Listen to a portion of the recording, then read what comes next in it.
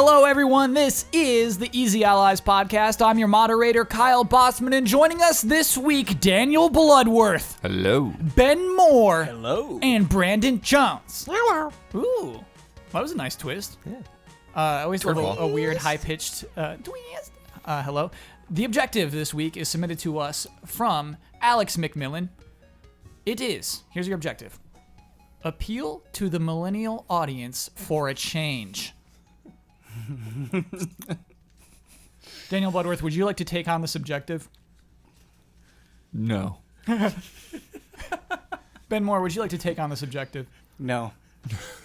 Brandon Jones, would you like to take on this objective? As the oldest member of Easy Allies, yes. Okay, right. Because honestly, I think we're all millennials at this table. Even it's saying like we're not even appealing to our own audience. I don't know what I am. Well, Same. Jones, Yeah, I think me and Brandon are both on that weird line. did you use the internet in high school? Yeah, I missed it now. The internet was big. Yeah, I remember. Not really, no. It was like a college Like thing, friends yeah. had You missed the internet, but So I'm still trying to figure it out. That's the line. That is why they separated millennials. It's people who grew up with the internet. Neato. All right. Got it. yeah, I mean, I definitely grew up with like people still like targeting me as Gen X, even though I think Gen X had officially passed. Generation Next. There's something really funny about the phrase, people targeted me as Gen X. It's cool. But you know, like marketing, like right. this Yeah, is school stick. stuff. Yeah. Good luck, Jones. Good luck to you for the They entire didn't know podcast. about my powers. Brandon Jones, if you would, please begin the corrections music. When a person runs a 4.5, that means that person has run 40 meters in 4.5 seconds. Like, I don't, and still, we got that correction many times. And I got people 3 said- times on Twitter. They said that's very good. Yeah. I wonder what my number would be. 40-yard sprint. Like, honestly, am I a 10? Double digits. Yeah, So it would be definitely. like at Find least a out. 10. Yeah. How do I find out? I don't even know how to measure 40 yards. What? You get a yardstick and you put it out 40 Might times. be a bigger- Or you go to a football field. Where do a football field, Blood? What do you mean? High school? Any school. I can't just go to some kid's high school and just run 40 yards. Excuse me. Yeah, there's plenty of schools where people just like go around the track like South Pasadena. This sounds like an easy update Okay. video. All right. Ninja and Drake have streamed together since that one time, and this is funny. Drake actually donated $5,000 to Ninja for clutching a game after he had died. Nice. Wow. That's like a really nice thing to do as a bizarre. teammate. It's like, Wow. sorry about that. Here's $5,000. Halo ODST used Halo 3 multiplayer. Reach had its own multiplayer. And corrections music. Please. That's what that is. Okay. Yeah. Before we get into the news, last week we had some juicy Battle Royale rumors, and we have a lot of interesting updates, and so I like to tie in updates with corrections. We'll try to blaze through these because none of them are really interesting past their headline. But VentureBeat reported this week that Battlefield 5 is working on a Battle Royale prototype. So no promise of a Battle Royale in Battlefield 5, but they're doing their fiduciary duty. They're at least trying. Yeah, I mean, Battlefield is like the easiest one, right? Mm-hmm. Like all you have to do is just like put the game conditions in there and like have a circle contract and like you've got it. Yeah, I mean, I just like they struggle to get the 32 players in, right? So I just feel like Struggled? What do Yeah. you mean? they advertise like we have 32 people playing this all at the same time, and so for that implies to me that that's their max. That they really wanted more than that, but they could only get to 32. I don't know. I think they can do it. Okay, I mean they're prototype. They're trying. They're trying their darndest. Yeah, I think it'll have to take a hit somewhere, Blood. I don't think the map can look as good as it does if there are 100 people on it. No Levolution, certainly. Switch might just get the Battle Royale mode of Black Ops 4. Gaming Intel reported. So basically, there were other rumors. I couldn't find the source of this one that the Battle Royale of Call of Duty will span multiple games. So basically, that is continuing throughout multiple games. You get access to the Battle Royale mode of Call of Duty. But that this year, all you would see on Switch is just the Battle Royale mode of Black Ops 4, is what that was reported as. Obviously, we don't know if that's true, but very funny if true. That poor Switch. Selling so much, but still so neglected. this was interesting. Oh, Charlie Intel had a report about Call of Duty Black Ops 4's multiplayer, that they tried Overwatch, that they tried to make it more like Overwatch, and that in testing, people hated it. Let me use their words. We have also heard that Treyarch had been backpedaling many of the Overwatch-like elements that were in development for Black Ops 4 after playtesting did not go as expected. I love that. I love this idea. Like, we're trying Overwatch, and people are playing it, and they're like, no. And so apparently the rumor is they're going to make it more like Black Ops 3. That multiplayer, at least.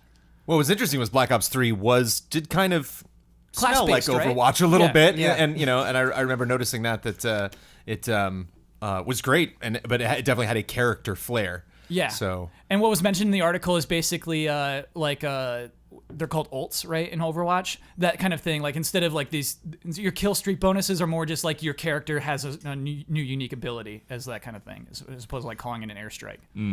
I wonder how close to Overwatch it was. Me too. Like, Because, yeah, and I bet it sounds like that was like an executive motivated decision, right? Hey, this is working for these guys. Why don't you just do that?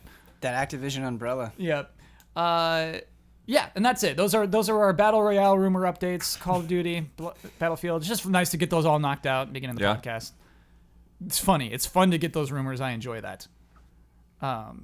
But I mean, we don't know if any of them are true. I don't want to dig in too deep to those, but we'll find out soon for Call of Duty. I got to know how you advertise these things. If you're, it's like everyone's hearing rumors about these things. None of these Battle Royale announcements are going to surprise anybody at E3. Yeah. A lot of people are posting just hilarious images on social media, like Donkey Kong Battle Royale, Pokemon Battle Royale. But how do you advertise it?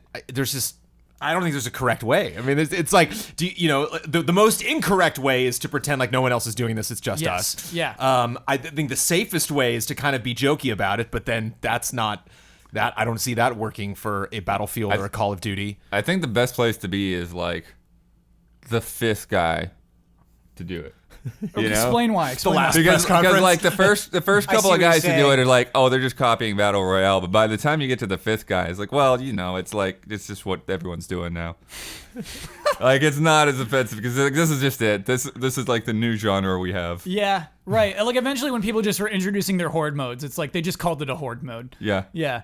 I do, because Jones, I feel like even like 3 months ago, if Call of Duty had a Battle Royale mode, they could stand up on that stage and say, and we have a Battle Royale mode, and get applause. Right, but 3 months is a long time. It is, right? Yeah. Like, I just don't, oh man. Like, if it's not playable, I wonder if you like don't show it, like just tease it, like have it the mystery. Like, I wonder what a Call of Duty Battle Royale would look like, and then you don't, and then you just shadow drop like a beta or something, and so people can just jump in and play it. So you cover the kind of tiredness or the everyone's just kind of boring expectations of like, yeah, of course you're doing that with, hey, it's actually pretty fun. It's But just a trailer, like, Jones, if there's no campaign though, they're gonna have to stress it so hard. Yeah. Here's what's different about Black Ops 4. because even though it's Battle Royale, if they're showing footage of a COD or Battlefield, it's just gonna be dudes in first person running around shooting Right, each other. Like, that's- what's gonna look like Battle Royale about That's it? what I would Well, be terrified of. Battlefield has done a really good job in the past of like really following players and like, here's this conflict, here's correct. that Yeah. conflict. Like you tell a story in those trailers. Yeah. So I think that work really well for Target them. to victim to target to victim to target. Yeah. Yeah, and then you see the final one-on-one at the end. It could be interesting, yeah, but I don't know. I'd rather be Call of Duty with my big event in May than anybody at E3 trying to announce a Battle Royale game. Which is a great transition into our first story of the week. We have a game announcement. Housemarque, who recently, months ago, maybe it was actually 2017, they announced Yeah, it was that, in the fall. yeah, we're not going to make arcade-type games anymore. Nex Machina had really good reviews and didn't sell well. We did everything we could. Obviously, there's no other way we could have made any better game than this, so we just have to abandon the genre completely. And so now we have a hint of what that means, of what they've moved on to. It is a game called Stormdivers. We watched the trailer. Yeah. Jones, tell me about the trailer. Tell me about the reveal of Stormdivers. Oh, I can give you a really thorough explanation of this Please. trailer. Yes. You're in a forest, Okay. and there's a ghost on fire. That sounds cool. Maybe Does it kind look of an abandoned base or something. Kind of got the vibe that like maybe there were soldiers here before. There's some equipment kind of lying around. Some Not a lot of towers, damage ladders. though. There weren't Yeah. like scratch marks on it or nothing had been like destroyed. Just kind of like litter. Yeah. You know, in a dense forest, and then some like portal opens up, and then title, and then a little tease of kind of like if you had a character model that was on fire running, you just take the character model out and you just keep the fire. Yes. that. Yeah. Just the particles. Yeah. Yeah. Yeah. So we know very little of this game. Let me use their words before Okay. we move on. It will be a high-flying and heavy-hitting multiplayer-centric experience. It will be the first title that we treat as an ongoing service. This also means that there are ways to get to play it earlier, and we'd love to develop it further with a feedback loop in mind. But I mean, it's pretty clear that it's a battle royale, right? Yeah, I can go a little bit further because Eurogamer talked to Housemarque's head of publishing, Mikkel Havery, who said, this is Eurogamer's article, I'll just quote them, you can compare it to a lot of multiplayer experiences you have now, Havery told me, which I remarked sounded like Housemarque was doing a Fortnite game, a battle royale game. That's a very good assumption, he replied. So to me, He's waiting for them to say it. Yeah, Like, exactly. You said Battle Yeah, Royale. you I said- didn't say it. I didn't say they've just named their game after the game mechanics. It's like you have a storm that's your circle that's contracting, and you have people diving into the storm. Totally Yeah. right. That's it. How did I not see that? Stormdivers. duh. Yeah, Fortnite Battle Royale could be called Stormdivers. It could. So it just it makes me wonder if it's a literal hurricane with like the eye of the storm going across the map, and you just dive right into it and then follow it across the map. Yeah, here's the one thing I would say working for it is that apparently this game's been 2 years in development. So it's not like they just started it after they announced Arcade is Dead. It's it's been in development for 2 years. So I think it was something before Battle Royale, certainly, which wasn't prominent 2 years ago. But Ben, do you assume this is just going to be a Battle Royale game? Yeah. At this point. I mean, based on what you just read, how could you assume anything else? Yeah. I feel like this trailer and this announcement, though, kind of has the same problem that Nex Machina had for me, where I think Nex Machina is a really cool game, but I didn't think it was a really cool game until I got my hands on it. Yes. It just was a game that outwardly, visually, didn't hook me right away. Where I was like, oh, Housemarque, okay, I want to get to this, but I kind of put it on the back burner. I didn't feel that immediacy, just based on how it looked. And after watching that trailer, I kind of feel the same way, where it's Right. like, okay, I trust Housemarque, but this isn't grabbing me at all. Like, they seem like kind of a studio where you really need to play it to understand it. And I feel like maybe that's something they could improve on. Yeah. Maybe look more distinct out the gate. Because I do feel like when you look across all of their titles and stuff, it's exactly that. Like, you have no idea what makes this game special just by watching a trailer. Like, I think the only game that grabbed me by looking at it was Resogun. Everything else is like, Heck oh, yeah. Yeah. I totally hear you, Blood. Everything else was like, okay, here's some shapes and some particle effects, okay, and then here's a guy running around twin stick shooter, that looks like a million other games. Like, you have to play it to know that it's actually better than everything else that looks like it. Mm-hmm. Well, a lot of their games are chaotic. It's just so much stuff happening. Very easy to lose your character in all of the madness, and to see one character model with no enemies in a reveal trailer is disappointing. Yeah, I mean, to me, the trailer kind of implies it's a different Housemarque game. Yeah. And so it kind of, I think you kind of need the context of the studio to be interested in this trailer at all. If you don't know who they are, this is a very boring trailer. It is shots of a misty woods that is uninteresting. Well, it said high flying. It's like, make them go on a jump pad or something. Whatever that means. Yeah. Because that would be kind of fun. Two things that do interest me in this, to give them the benefit of the doubt, is high flying. There is a lot of manual operation of pads in Fortnite that enable you to boost up, to boost over, but it is something that you have to build in place. Where it would be fun if your character had innate abilities. That I remember they added rocket pads, and I don't know how that worked actually for Battle Royale in Fortnite. A lot of people were terrified. I think there's some jump pads that are just naturally in the map as well. But I remember they in one of the notices on Fortnite they said rocket boosts coming soon. Everyone was like, uh-oh. But I think that would be an interesting addition to the genre, something more like Tribes, like a Tribes Battle Royale game. I think would be fun. Yeah, it would. That's cool, and John.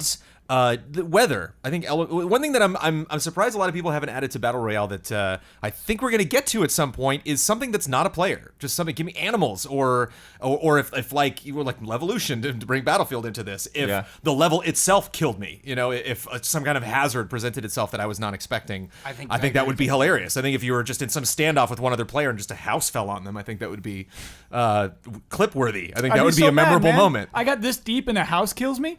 Well, a car could easily drive by the road and run you over. It's like it's easy to get killed by something you just don't see coming in Battle Royale. More in PUBG, I think, than Fortnite. And so, or a grenade that was just I didn't even mean to kill that guy. I just threw a grenade over that hill. Right. So I think that would be fascinating. And it doesn't look super graphic intensive, so I think they're smart in maybe making it more maybe elemental based, having these characters that don't have a ton of definition to them, but enough that you can identify targets. And Unreal 4 heavily emphasized as part of the trailer. We talked a lot about Battle Royale already in this podcast. I'm just wondering, at E3, before E3, after like the rest of this year, is this going to continue? I think we all presumed Call of Duty and Battlefield would try it, right? Mm-hmm. Is anyone else going to be obligated to try it besides them? And we know Red Dead Redemption 2. It's rumored that Red Dead Redemption 2 will even have its own Battle Royale mode. I think Halo is almost guaranteed to do it. Do you think Halo's coming out this year?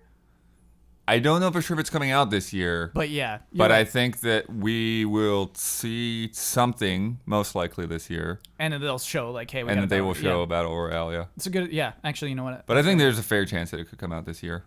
Will Ubisoft have one? What about Last of Us? Not a 100. Not a 100. Yes. What if just like a nice intimate 20? Yeah. Maybe. In a Last of Us setting. Yeah. In a very more smaller environment potentially. I just don't maybe with resources involved. Last of Us is one I don't see going that way. Interesting. Yeah, I mean, Last of Us, I think, had a mode where it's like one death, you're out. But it's like team based. I don't know. I think that'd be it'd work really well if it's every man for himself, like that kind of just survival thing. That'd be cool, Jones. It already kind of feels like everybody is announcing a Battle Royale game, so Yeah. I feel like I have no reason to doubt that more will be coming. Yeah, that's kind of how I feel about it. Yeah, the only question is predicting how long this will last. I don't know. Yeah. I don't know. Mario Kart 8 DLC. Let's do it. Yeah, I wonder if when we see Skull and Bones return, like that'll be... Is that the name of it? Skull and Bones, yeah. I wonder if that'll be more like Battle Royale oriented. I don't know. I don't know that works. Like it's been it's dark so for a super while, specific. Yeah. Yeah. Yeah, I mean, as far as I can think, they were at E3, but were they might have been at Gamescom. But then that was it. Yeah. I haven't seen them since summer. They haven't really been updating us on that game. Yeah. Oh, Splinter Cell. If Splinter Cell makes a comeback at E3 this year, or just in general. Can you imagine? Splinter Cell's always had really stealth-based interesting, Battle crazy Royale. multiplayer. And Yeah. I mean, PUBG already has a lot of stealthish mechanics. But like nobody's in vents. Sure. Like it could be a Battle Royale and just like, well, there's nothing at night. Yeah. There's nothing like you can't see without like alt vision and stuff. Yeah. Yeah. Imagine how clutch it would be to just find night vision goggles. And in most of the battle royales, obviously the weapons that you pick up are different and the skins are different, but you're all soldiers. Where it'd be interesting if just inherently you had to or randomly selected like as a soldier or a spy. So like if I was a soldier, I got a lot more firepower. It's just harder to see these damn spies. And vice versa. I just can do less damage, but I can like just cloak almost. I'm imagining systems where like most of the time like those night vision goggles are super rare, and so like you're having to choose whether to turn a flashlight on or not. And then I can also imagine like people like pumping their monitor brightness to the max, kind of like how they do the low level settings on PUBG. Yeah, it's like I can see dudes without turning on a flashlight. Yeah. Man, I think this is why Battle Royale is in such a good position, is because it's exciting. It's exciting, and the format is so loose that you can pretty much do whatever you want with it, and it could interest people. It could get a whole new audience that wasn't there before, because you think about like the MOBA craze, and even the MOBA format is, I think, a lot stricter, and you need more elements than you do in a Battle Royale. Yes. Where you have this very, very, very loose framework, and you think about something like Splinter Cell, and it's like, well, we can change everything. We can change the speed of the game, we can change what you can access, we can change the types of weapons that you have, and suddenly it's it's a totally different thing that I think could be very exciting. Yeah. It's not just like, okay, here is Fortnite, here is PUBG exactly. It's like there are ideas here, but it's its own completely different thing. I think that's cool. Last week, I mentioned that there's just no way to make a PlayStation All-Stars game. But then when I was driving, I imagined it as a Battle Royale game where there's 100 characters and you just randomly get your one. There's no dupes. So there's 100 Sony PlayStation characters in this game, and you just roll a parappa, and it is a third-person shooter game. And so I think just as you said, Ben, it's just fun to imagine. There's still some excitement about it'd be fun to do these things with these things. Right. Whereas, go ahead, Jones. I got one more thing. Yeah. What's fascinating is that Fortnite and Radical Heights are free. So it's going to be interesting, all these big boys rolling into town and being like $60. And I'm very curious. A lot of players are like, no, I'm fine. Why? Why when Fortnite is so much fun and so free, am I going to give you money to play, in my opinion, and I think an inferior Stormdivers version? kind of implied they'll be cheap as well. Not just that. I think the thing that Epic has done that is so smart is they've kind of insured themselves with the amount of updates that they're having. I was watching Ninja and I kind of agreed with him. He was like, maybe they're changing things even too fast. There's every time I check in on Fortnite, there's some new thing, taking something out. There's some crazy event that might be happening. There's always this aura of buzz around it. And if you get these big studios in here hey, pay money for this thing that will update once in a while or the rate that we normally update games, it's not going to cut it. Fortnite just has more going on at all times. So I'd get a kick even if some new players into the Battle Royale genre upset some of the big publishers, because they're like, what? How is this popular? You don't have to pay for anything. It's well, that's the cost, the sacrifice they're willing to make because they want to get their name out there. Yeah. But Activision and EA and they can't afford to do that. And so yeah, it's gonna be interesting to see how it all plays out sales wise. Yeah, it'll be I think a reoccurring thing we talk about at E3 this year. And you're right. Well, in the fall. We have this headline kind of blew me away in a way. Okay. We have an acquisition this week. Valve Oh, yeah. acquired Campo Santo, who has developed one game, Firewatch, and is developing, what's it called? In the Valley of the Gods. Which was not supposed to be out until at least 2019, right? Or 2020? Right. Yeah, that's far out. And they've heavily implied that game is far out. And that premiered at the Game Awards, right? Mm-hmm. Yeah. I think this is a crazy interesting announcement. Yeah, let's get into it, Ben. Yeah. Why? So compare this to the conversation that we just had about Battle Royale, where it's so painfully obvious. We're like, yep, they're going to go after it. They're going to go after it exactly this way. You can see the people on stage pitching to you their new Battle Royale game. A lot of people chase so many obvious things, but you think about Portal, which felt like it came from nowhere because Valve had the foresight to chase something different. You think about Left 4 Dead, which felt like it came out of nowhere because Valve poached the right talent to make it a big thing. They took over Dota because they knew that was going to be a smart move. They have consistently made plays that in the moment might not feel like a big deal, but they have an eye for something. They're pushing in a new direction. And I don't know exactly what this is going to be, but it sort of feels like that. No one could have predicted this. Yeah. Yeah. It was funny. There was a quote, Gabe Newell, a couple of weeks ago saying Valve is going to be publishing games again or something like that. And I didn't put it in the podcast. Someone's like, hey, talk about this. It's it's just a quote. I have no idea what that means. It can mean anything. I think it kind of implied this. It's just hey, if we can't make games, let's pick up some people who are making games that look really cool and we believe in them. Right. One thing I think is really interesting that I want to talk about. Well, let's talk about Campo Santo a little more. Jones, you played Firewatch, right? Can I get emotional a little bit? Get emotional, yeah. Firewatch is the last GT review. It's the last game reviewed by Game Trailers. Mm-hmm. I wrote in my script, not knowing I would not have the same job weeks later, that I said I had so much fun I didn't want to leave. That was my last thing I ever said in a Game Trailers review. Oh, wow. That was the GameTrailers.com when we were not employed, just sat there with the Firewatch review on the front of it for a long time. Yeah. And I loved this game. It was one of the last guests that we had on GT Live. And I loved this game, and I thought the game was really fascinating. And I think what is really intriguing me about the next game, the Egyptian premise is fascinating. The world looks great. Just the sunlight, and I'm sure there's gonna be lots of dramatic shadows. And there were not a ton of different crazy colors in Firewatch, but they used orange and brown and green very effectively. Oh yeah. Especially with just depth. Like there's a couple. You are a Firewatch. You're in a fire tower observing a fire that is gradually progressing throughout the game, and so they did a good job of adding scale to that, kind of viewing that from a distance. But the thing that made Firewatch, if it was just you going through this environment, it would be an interesting game, a pretty game, a game I would appreciate because I'm an Eagle Scout. I grew up like in California, so I've like been to Joshua Tree and been camping a lot. So like I love the outdoors. But it was this connection that you had with this other character and her being with you the entire time and feeling this connection to her, but at the same time, she's distant from you because you're not together. She's just on a radio. And so I thought it was very interesting seeing their name and then seeing the gameplay of this game and being like, this is another adventure game where you are, or a game where you were going on an adventure. You are exploring these strange environments you're not familiar with, and you are with someone, but they're right there. And you can look at them and they're talking to you in this environment.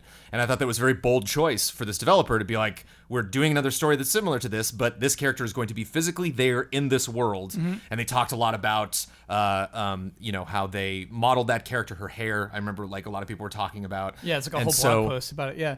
I'm really curious that Valve got a little taste of this, and they're like, we think this could be something really extraordinary because Valve has made some games, not to bring up Half-Life, but Half-Life 2 was one of the first real eye-opening experiences I played where I really felt like I was going through a narrative with other people, that I would look into the eyes of another player and really feel that they were observing me in that world and treating me like I was another character. Yeah, it's worth mentioning with this acquisition, that game's still going to be published by Valve, but like they're just going to develop it. Campo Santo is going to keep making it in the Valley of the Gods.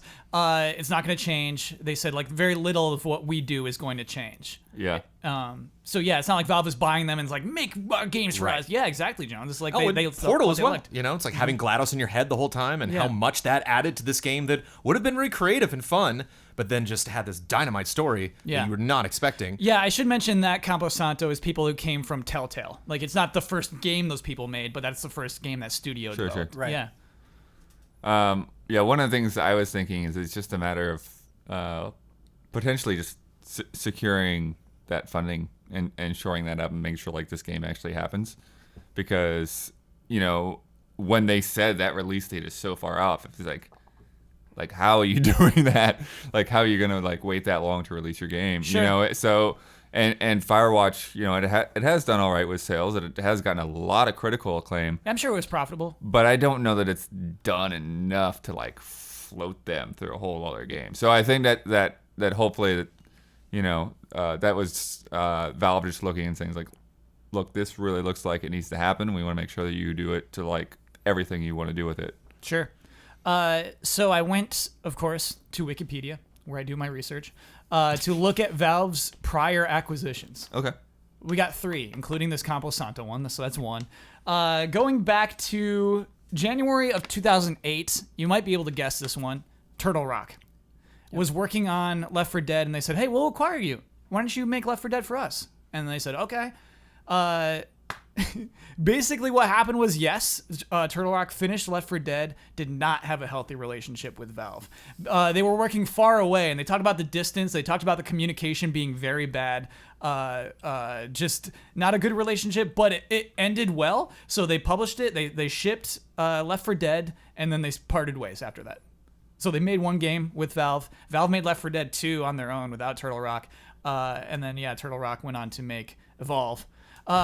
So that was that. That was that one acquisition, was just like, hey, picked you up, dropped you. The next one, I don't think anyone will ever guess this, happened in 2012. Starfield Studios was the name of this acquisition, which was a 2-person studio, Todd Semple and Jeff Gates, who worked at Blizzard and PopCap on Plants vs. Zombies and Diablo 3. So they were like hot guys, hot developers, right? Got a lot of buzz. And so what was weird is those guys said, hey, we got acquired. Valve said, no, we just hired those 2 guys. We didn't necessarily acquire their business. And then... Weird. Yeah, and then that relationship ended in 2013. And there's like, okay, we're on our own again. And then I tried to find any game by Starfield Studios afterward. Nothing. I don't even know what Starfield Studios did. It was just at one point a studio with 2 guys in it, and now it's, I don't know, 0 tweets from the Twitter account. So it's like, I don't know why Valve did that. I don't know why they hired those 2 men or acquired them. They thought they were acquired, and then again just dropped a year later. This is fascinating. Yeah. This is like some sort of video game underworld where Gabe Newell is having these cloak and dagger like encounters with these people that we never hear from again. Yeah, it makes me nervous for Campo Santo. It'll be like, okay, we'll put out your game. Yeah, my and then- brain's all over the Yeah. place because in one sense you're like, well, they already announced the game and it got really good buzz and it like seems like a logical follow up to Firewatch. It seems very in that vein. It seems like something certainly that if you liked Firewatch, you're like, oh, in Valley of the Gods, this looks fantastic. Especially with the photography element, you know, that like you're kind of charting your progress through Firewatch, but in this you're like taking in Firewatch just like, I'm up in a mountain going on trails. Where in this, like, no, you're going through these huge temples, and so who knows what we're going to discover down there. And it's like, no, they got to be making this game. They got to be coming on. We liked this game. We want to help you make this game. Yeah. But of course, Valve could just can it at the same time. You know, of course we can. But that's actually kind of the interesting thing. Is they've been good guys the whole time, right? Yeah, with like Turtle Rock, they didn't just like close the studio down. It's like, Yeah. just go on your own again. Exactly. So, yeah. So I absolutely think that In the Valley of the Gods will happen. I just wonder how healthy this relationship will be based off the past. I hope it's gonna go great. I hope Valve is like, hey, we should make cool indie games. Right. Let's be good guys again. You know, we don't have to do just CS:GO and just Dota 2. We can do other things because we're filthy rich, and we can, as Bloodworth said, just make sure really cool games do happen. So that's what I hope that happens. Yeah. there. That's the world I would like to live in. To avoid corrections, is it Yes. Valley of the Gods or just Valley of Gods? Of the gods. Okay. In the Valley of the Gods. Got it. In the Valley of the Gods. Right. Did you hear that? Sounds like sounds like a podcast. Almost cut you off there. The following are the official sponsors of Easy Allies for the month of April. Elfanis. iKeyless. iKeyless.com is proud to sponsor Easy Allies. If you need a replacement car key or remote, use offer code EZA at checkout for free shipping and 30% off of your order. Scorn, an atmospheric horror adventure currently in development at Ebb Software, set in a nightmarish universe of odd forms and somber tapestry. Go to scorn-game.com for more information. Simon Anderson. Bites and Brews. A controller in one hand and a cold one in the other, Tony and Rob are buzzed and ready to bring you snob-free craft beer reviews while stumbling their way through the latest releases the gaming industry has to offer. You can check out their slightly incoherent content live on Twitch or at your leisure on YouTube. They're social drinkers, so don't hesitate to reach out through Twitter, Facebook, and Discord. Just search for BYTESNBREWS. And remember, it's BYOB. Cheers. Video game abominations. What if there was a book filled with all your favorite video game characters, but then someone decided to take the piss out of them? Well, there is, and this is it. Video Game Abominations takes all the characters you know and then lovingly mocks them. This book is written and illustrated by gamers for gamers. The book will be on sale for only 1 month, exclusively on Kickstarter. Once it's gone, it's gone. You'll never be able to buy another copy, so support them between April 11th and May 11th and help them decide what characters should be in the book. Hogue Law Business Law Firm. Whether you're starting a business at level 1, stuck fighting the dreaded fundraising boss, or finally cashing out with a well-earned high score, you need a good business lawyer at your side. Rick Hogue started Hogue Law to bring more than a decade of experience to companies like yours and is proud to support the Allies. Follow him on Twitter at HOEG Law. Mango. All of these links are available in the description. Thank you to our sponsors. One quote that I had pulled that I just think is so funny from Todd Semple, who is, half of Starfield Studios. It turned out that there weren't many benefits for either side in that arrangement. That was it. 1 year later. So it's like it just... Okay. I wonder why Valve bought them. I wonder what they thought they were getting in. Makes no sense. Okay. Because how do you know if you're Valve? How do you really know until you get into business with these people? Yeah. What they're capable of. Until you get that first update, 4 or 5 months down the road. Okay, we'll see your progress. And then, What is this Valve? Great. Yeah. What is Valve? Yeah, good question. What is Valve? Not a lot of benefits in this relationship. One thing we love to talk about on this podcast are NPDs, which is sales data, monthly sales data for the United States.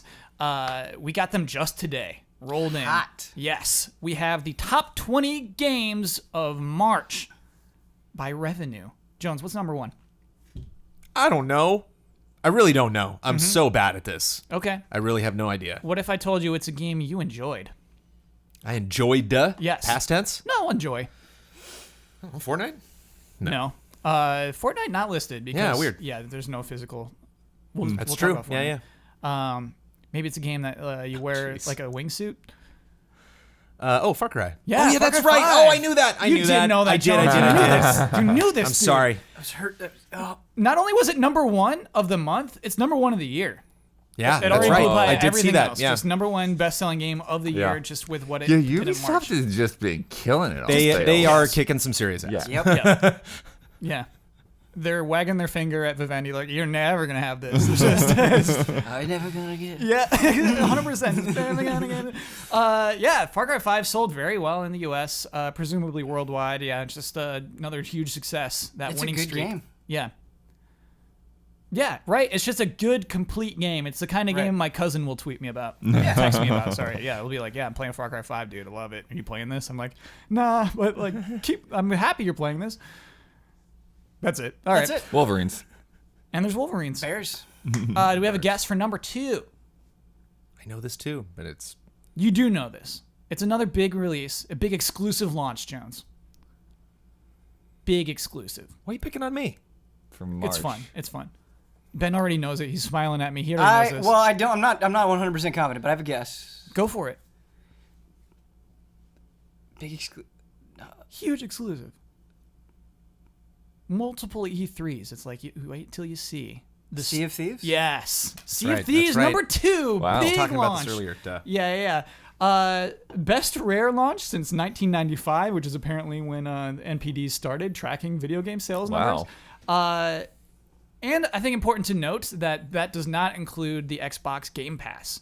Yeah, that would be weird to conclude. Yeah. Because of revenue, it would be hard to divide it and determine how much of that is should be attributed to Sea of Thieves. So yeah, number 2, right there, boom, massive success. Best news since launch with this game, probably. Sorry. Just didn't review, Oh, I get what you're terribly saying. well, Yeah, and yeah. hasn't really had a lot. They did have an announcement. They did post something on their website that's like, here's kind of what we have in mind for the future. More updates coming Roadmap, soon. yeah. But just nothing tangible since launch. You're right, And, Jones. The I've headline had afterward was like, "Here's the final thing in the game."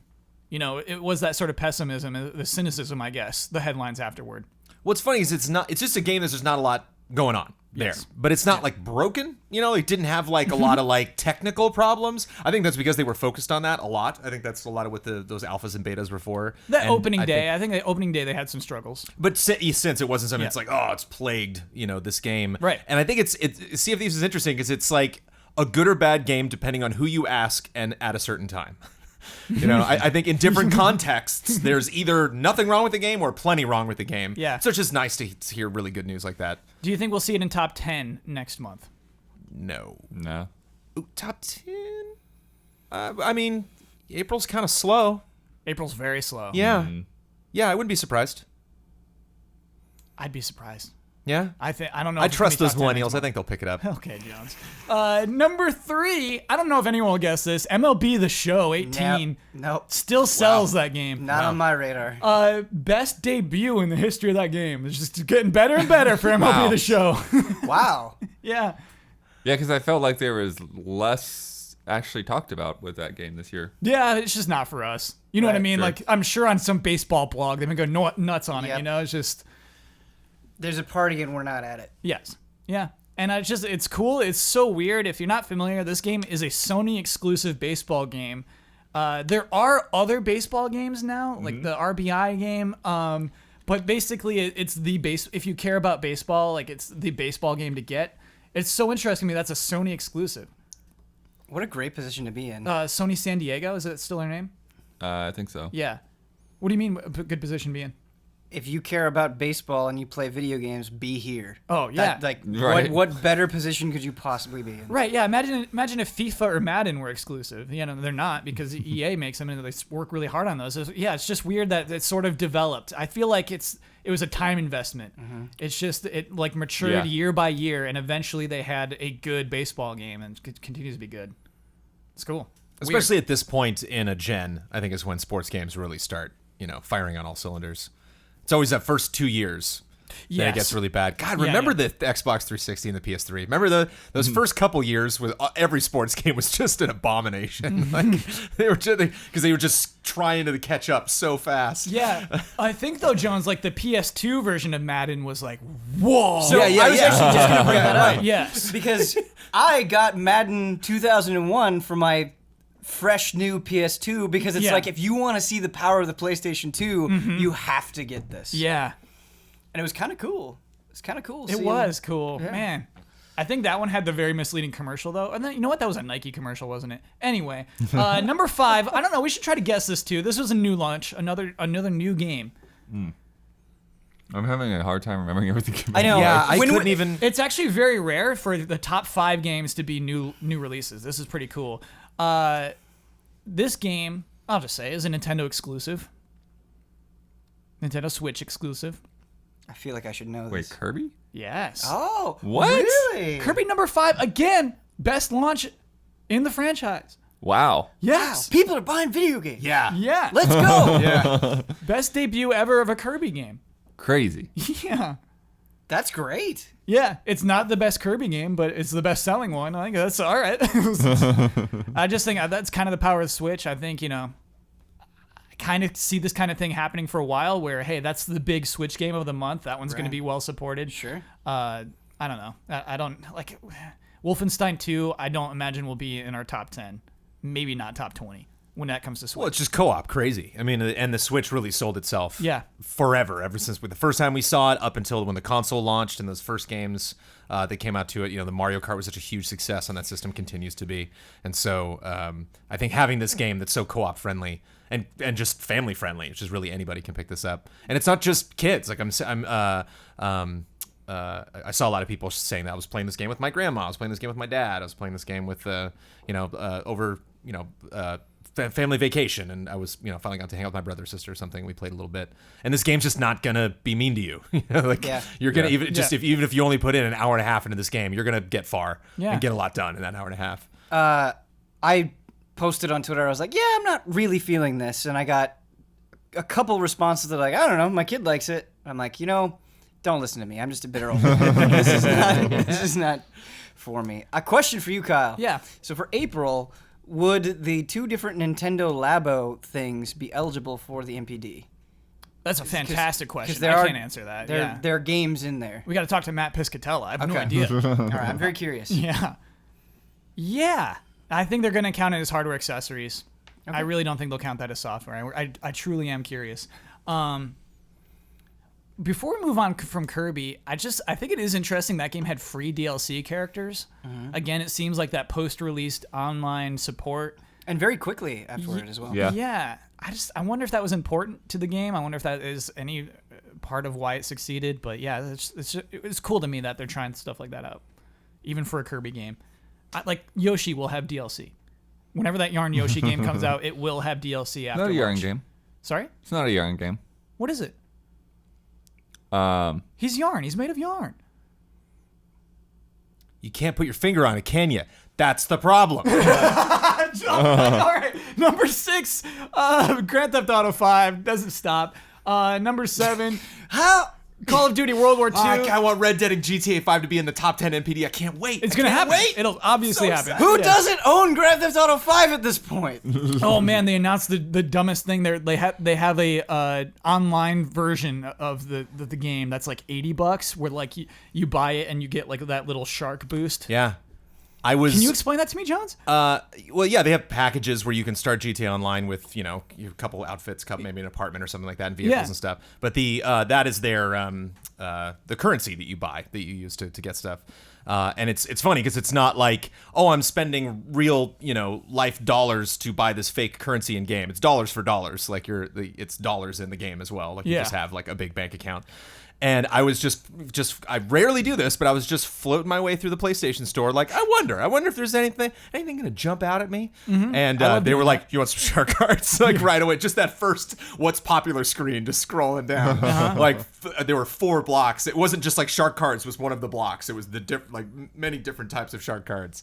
were available Wow. there. Yeah, and so And, they're putting out a new retail box that includes a shark card or many of them. I just can't. It's one of those things where like I can't care about the details. But yeah, it's just like here's the like premium online edition, and they're like why not? It's a top 10 game. Why not put a new box on it and make it look more appealing to people who still don't own it? That's crazy, but I mean, it's selling. Hey, dude, did you get your shark cards? I did. Did you buy some shark cards? I did. John. Yeah. I did. It worked. It worked. Well, I mean, man. not like this weekend, but like when that game launched. Oh, you know. not when you were surfing around the store. No. Okay, got it. Call of Duty World War II next. You know, just another huge one. Mario Kart 8. Again, we can't count Lars? physical. Oh, no, actually, we can't call. Digital. We can't count digital for Kirby either. Ni no Kuni 2 is right there at Nice. number 8. Is that good or bad? That's good. I think that's reasonable. Yeah. Okay. Let me make sure. Under I counted COD, those. sure. No, I think that's number 9. Sorry, I didn't write the number. We So lose Mario the numbers Kart- when we copy. Mario Mario Kart Kart 8 8 is 8. Yeah, Mario Kart 8 is 8. Nice. Ni no Kuni 2 is 9. And then NBA 2K18. Another going. one that just sticks around is number 10. Any other new releases? Yeah, we have A Way Out at number 16. Nice. No, it's 15. Sorry, I should just write these numbers down. Yeah, and so that's the only other new release. UFC 3, number 20. Oh, I did get a correction that week that like UFC is like on like a downward trend in terms of its popularity. Like it's still very popular sport, but it's just not. It doesn't have that momentum it used to have. And that's it for software. We got some hardware things that are kind of interesting to me. But yeah, if any of you wanted to talk about any of those other things, it's pretty cool to me that we had 5 new releases in the top 5. That's pretty awesome. I'm going to pitch to you Yeah, pitch me. getting a 10th extremely sports heavy ally. I mean, I think we should just discuss it, you know? Just somebody who's just More of a sports MLBing, NBAing, UFCing all day every day. And It'd probably do great for us. I'm Yeah. just throwing it out there. Yeah. Okay. You replacing me? Cuz it's just no, it's a 10th. Oh, We're 10th adding probably, on. yeah, But okay. Jones, if I'm gonna be honest with you, I really just want Damiani to like turn his cap backwards and then suddenly everything changes. It's like we talk about genres that like, we know none of us are really playing or games like we know we're never really gonna like spend that much time in. We can still speculate and we can still, you know, I can base off this genre that's kind of similar to that. And then just anytime one of these games come up, it's just Yeah, that's exactly. moving on. Can't ride that Not wave. not even gonna pretend. FIFA. All right. I hear soccer's still big. Yeah. You're still playing that? Oh no, that was actually a funny thing that came out this past week. Who was it? They're skipping E3 for the World Cup. Who was that? It was a developer. Yeah. I think it was THQ Nordic, actually. I think Yes. it was the publisher, actually, who said, yeah, we're skipping E3 We're this not. year. Yeah, we're not doing. Here we go. Blood's our sports guy. Yeah, There we go. I think it's pretty interesting, actually. Like THQ Nordic's not any sports games. But that is a sports headline, relatively. Oh, because we're skipping it Well, for the no, I World mean they sent us an email That's as saying, close as "Hey, we're we're gonna not get, coming." Kyle. Yeah. We need to get you a hat. I think it was cute. They said we're skipping it for the World Cup. I also think it's a good idea for THQ Nordic to skip E3. It's just something they get swallowed up in. So hey, if you find any excuse to skip E3 and get your attention elsewhere, go for it, THQ Nordic. Yeah. We want Biomutant to get the spotlight it deserves. Yeah. And like Biomutant wouldn't at E3, it like would just disappear, you know? I feel like we would give attention to Biomutant. And I mean sure. that. We would, yes. You're totally I mean right. that. Yes. Biomutant looks sick. So here's where it kind of ties into what Jones was talking about. Cards are huge. When we talk about like accessories, those sales are increasing like crazy. For Xbox, for PlayStation, the $20 cards, the $25 cards, people are just buying those cards, and it's actually being very profitable for Microsoft and Sony as like part of their revenue streams. But here's another one that I thought was really interesting. Again, this is Matt Piscatella, who works for NPT, who's tweeting this stuff out. Sales of headsets and headphones grew 96% in March 2018 when compared to a year ago, and Fortnite. have increased footsteps. 78% a year to date. Yeah, and that's what he's saying. I think it's Fortnite. He's like, I'm pretty sure it's Fortnite. Yep. I'm pretty sure that people are buying headsets to play Fortnite with, and the cards. And the cards are spiking because of Fortnite, because people want to buy V-Bucks. Yeah. Yes. Yeah. Isn't that nuts? That is nuts. So while we don't talk about Fortnite in that top 10, it's making waves. It's making these consoles and their accessories sell better. For sure. At the video game store I used to work at in college, the sales pitch for like Turtle Beach headsets was always the same every Hit single time. footsteps? Yeah, you're like, you want to hear him coming up behind you, don't you? Like every single person that would buy COD is like, hey, you want to get the edge? It's just Well, even one of the sound cards I got for my PC, like they had these special modes to like boost up the footsteps stuff. Like, And it can't possibly. They don't know what's footsteps. Oh man, that's funny. But yeah, that's a sell. Oh, I want to hear those footsteps. Do you want those victory royales? Come on now. Which is hilarious because I'll be playing Fortnite Battle Royale. I'll see the dude out the window. I know what door he's coming through. I'll still die. Yeah, right. I'll literally be standing pointing at the door with a shotgun and like, I missed him. I don't know how I did it. Oh, and I think it's totally more about chatting with your buddies than anything. yeah. It's like, oh, I want to chat with my friends. Like, you got to go buy a headset. You can't use the weird one that comes with the PS4. That weird little wire that sticks into one ear. I do. Do you use that? Yeah. I use it. I have it for like a spare phone conversation wire. But yeah, play to use that, huh? It Yeah. can't I mean, be I good. The don't quality can't do be that good. very often. Yeah. But when I do, I use that. PS4 #1 in hardware for the month. There was, and I don't know which did better between Xbox and Switch, but Matt Piscatella mentioned that there was growth in this month because the Xbox is doing better. So like even though it For wasn't Sea of Thieves, probably. Yeah. yeah, and so like there was. I guess PS4 would, I guess you would call it flatter, but the Xbox grew. It wasn't #1, but it grew enough to make it so that hardware sales grew. And I think, yeah, last year this time the Switch launched. Mm-hmm. Isn't that crazy? March of 2017. It kind of doesn't even feel like it's been a year. Yeah, it doesn't. But I don't know. Like when I was trying to do that math, I was like, has it been out 2 years? I don't know. I feel like Switch is like integrated now. It's no longer weird. It was so weird when it was announced. It was so weird when I picked it up for the first time. Even with the Labo out, it's like, that's normal. I get this. I think just part of doing this job, it's gotten to the point where I feel like we're never waiting for anything. Like there's always something for us to be playing or covering that you can't even really sit back and think like, oh, the Switch happened a year ago, just because we've been doing a bunch of crazy stuff all in that span of time. It's only when you bring it up on a podcast and like, oh, okay, Yeah. time has passed. Yeah, it was a good month. Man, that Switch launch was so fun. It is now time for Love and Respect. Yeah.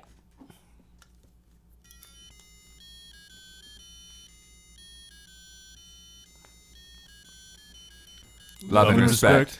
All right, Jones, since I feel bad for putting you on the spot, we're going to play a game where nobody can lose. This comes to us from Sven von Latham. Is that good? L-A-T-A? Okay. The game's called Crappy or Happy. Say if these ideas are crappy or if they would make you happy. Here we go. Nintendo Switch console, non-portable edition, $50 cheaper than the original. So it's only docked, $50 cheaper. Crappy or happy? Happy? Okay, why? I mean, I wouldn't want it, but I see a lot of people say, hey, Yeah. I only play the Switch docked. Why not save them money? Yeah, I get that. Why not do it? Yeah, I mean, it would probably be more cheap than $50. You know what I mean? Sure. Like, I just like without the screen, without the HD rumble within the console itself, like it'd probably be a lot cheaper. Yeah. Blood, crappy or happy, man? Don't think about this too much. Give me a word. Crappy or happy? Can't lose. I'll say happy. Yeah. Okay, Jones? I'll go happy, yeah. All right, let's just be happy about that. Why not? PlayStation 4 Digital. It's a PS4 without a Blu-ray drive, but with 2 terabyte hard drive minimum for $300. Way happy. Really? Yeah. Are you disc free now? I try to be as digital as possible. Wow. Yep. I rarely buy games in a case anymore. Jones, happy or crappy? Crappy. Okay, yeah. Without a disc drive, Ben? Yeah. Whoa. I think I could do it. I think I'm ready. I try to, but it's not just not practical to 100%. When is it not practical? Tell me when you can't. I will say this. Sometimes When I get a disc for God of War. That's right. Yeah, exactly. Sometimes publishers only send us physical copies, and in that case, Part I'd of be the very gig, sad. right? Yeah. But Yeah. just on my own, when I buy games at release, like I don't know if it's just me, but being able to download a game at 9 p.m. the night before release means a lot to me. Like, I think that's exciting. Ben, I love doing it. I think it's something that I look forward to throughout my day. 9 p.m. is a really good time to be playing video games. I like it. That's a big push for why I buy like PS4 games digitally day one when I can. Just even if I only play it for an hour, it's just kind of exciting to be part of that. Yeah, and I mean that's a benefit for people only in our time zone. Right. On the East Coast, they're still at midnight. Right. But yeah, it's still so fun to buy. a game online. I'm definitely on the crappy. Yeah, like Still like your discs, man. I like my discs. I mean, there's a lot more that I have digital now than I even would have guessed. And it is kind of annoying. The discs are basically digital. It's like you got to clear out that giant chunk of hard drive space. But you know, like even with the Switch, like the bigger games, like you know, like Mario Odyssey and Zelda is like, you know, I want that box. I want that box on my shelf, kind of thing. Oh, I see. I get And you. also like just the ability for somebody to be able to, you know, like put that on your shopping list for Christmas or whatever. You can give me that game rather than you can give me a little gift card that can be whatever. Gift cards, they're hot. They're so Also hot. borrowing games. So Borrowing if games, I yep. have a friend or Yeah, I had coworker. actually it was Wink, funny. wink. Before God of War came out, I had a friend that messaged me on PSN. He was like, "Can I borrow that when you're done?" And I'm like, "No, you can't. It's digital." I do need to get a bigger hard drive for my PS4 though, because every time I feel like I download a new big you have a game. Pro?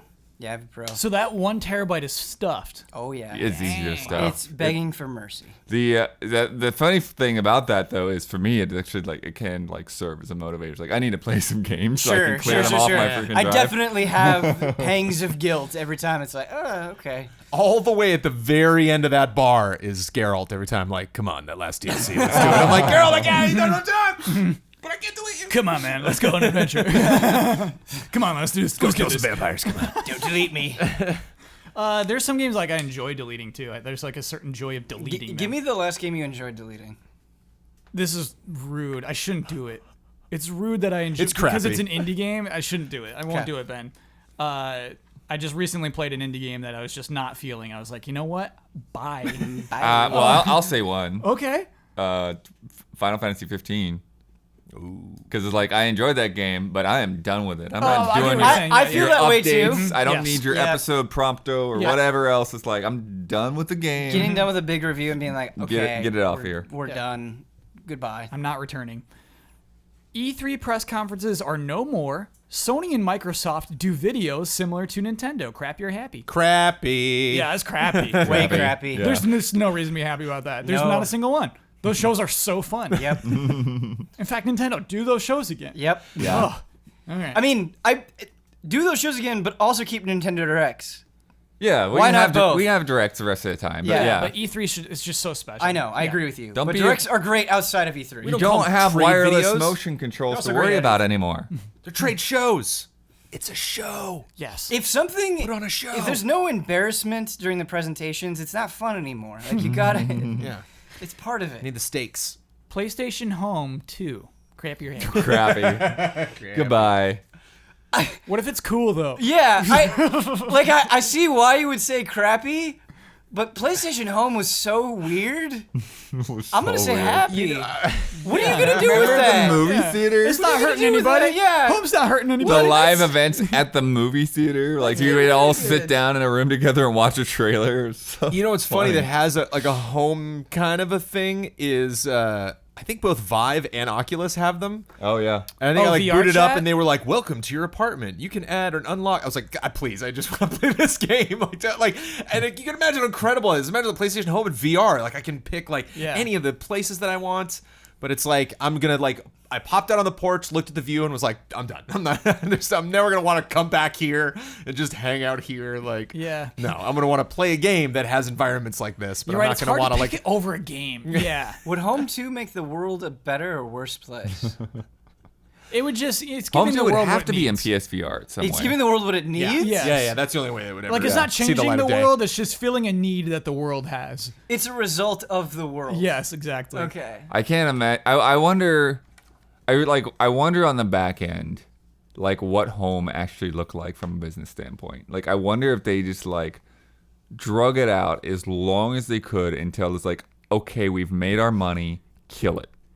Like, we actually have finally recouped our investment. And I think we did at one point. Yeah. Yeah. It's just blood. I just imagine executives being so proud of it ahead of launch. Right. That's exactly what it reads like to me. Just like they're talking about home and just like home's really going to change things for us. This is a living space, you guys. Yeah. We're going to need to produce more PS3s this year. Home's going to be incredible. Yeah. It did blow me away, though, to go in there years later and still, like, see people buying costumes Yeah. to run around home with. Yeah, I'm sorry. If you don't know what we're talking about when you're talking about PlayStation Home, the PlayStation 3 had a thing that's like Second Life. It's like Ready Player One, where it's just people go and walk around virtual environments and wave at each other and dance with each other. It's like, why watch the latest Deadpool 2 trailer when you could leave your apartment, walk over to a movie theater, sit down in that movie theater, and watch it there? Yeah. They had like themed islands. They had like some sort of games. It just never worked well for me. I never had a good Yeah, time. all the loading over and over again, and like the little ghost people while you're I waiting. remember people trying to sell stuff. That's what I remember. Oh, that's creepy. Yeah. I don't know. Final Fantasy 8-2. Crap, you're happy. Happy.